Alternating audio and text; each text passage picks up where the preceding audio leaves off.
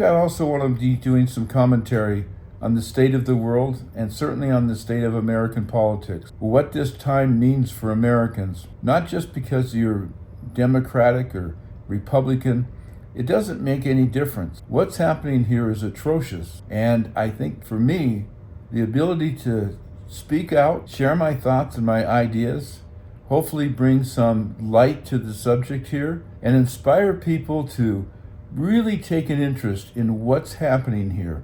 Not just because some pundit said it or some politician said it, but because what is happening here will affect everyone except the ultra-wealthy. Tariffs with Mexico and Canada, you don't think that's going to affect Elon Musk or Donald Trump or probably the people in Congress, at least until the next election. But even so, what Musk has in terms of capital and billions of dollars in government contracts that we rely on, that other countries rely on, he'll never feel the pain of what we're going to feel. I hope I'm wrong, but so far, in less than 3 weeks since the inauguration, this country is being so attacked by a domestic terrorist.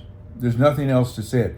His salute, the Nazi salute he did, and his commentary about political party in Germany and stuff, if you haven't seen that, look him up, because this is who you're being represented by. Congress is at a standstill.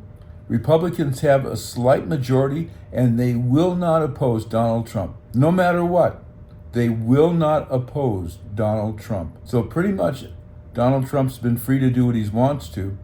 There is some pushback now, and like with the tariff, there was such massive outrage. He had to pull back. He likes to think of it as a victory, but it certainly wasn't. Things that Canada said they would do were already in the works. Mexico got the biggest concession, which was to make sure that the guns that have been moving into Mexico are now going to be banned. The U.S. government has agreed to stop the flow of weapons into Mexico. That's what Mexico got in that little bit of negotiation. Trump lost.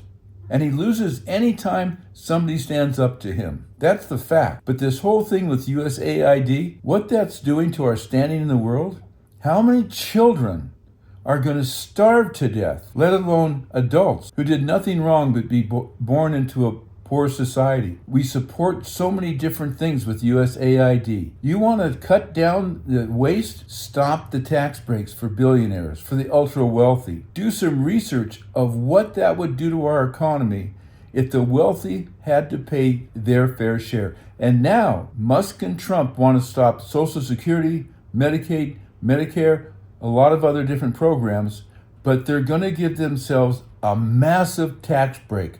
And the Republicans in the House and the Senate will not stand up to Trump's antics at all. They're okay with giving massive tax breaks to the ultra wealthy, while you and I might have our Social Security stripped or not have Medicare or Medicaid. Now, how would that sit with you, especially if you're a Republican? Wouldn't you feel betrayed? If they cut down Social Security, it doesn't matter if you're a Democrat or Republican. That affects you. So my encouragement is start doing some research. And if you don't like what you see, speak out. Put pressure on your representatives in Congress, because those cuts will affect any Republican and any Democrat that they're going after. It's not towards one political party or the other at that point. It's you and me and everyone else that isn't ultra wealthy. Take care, think smart, take action.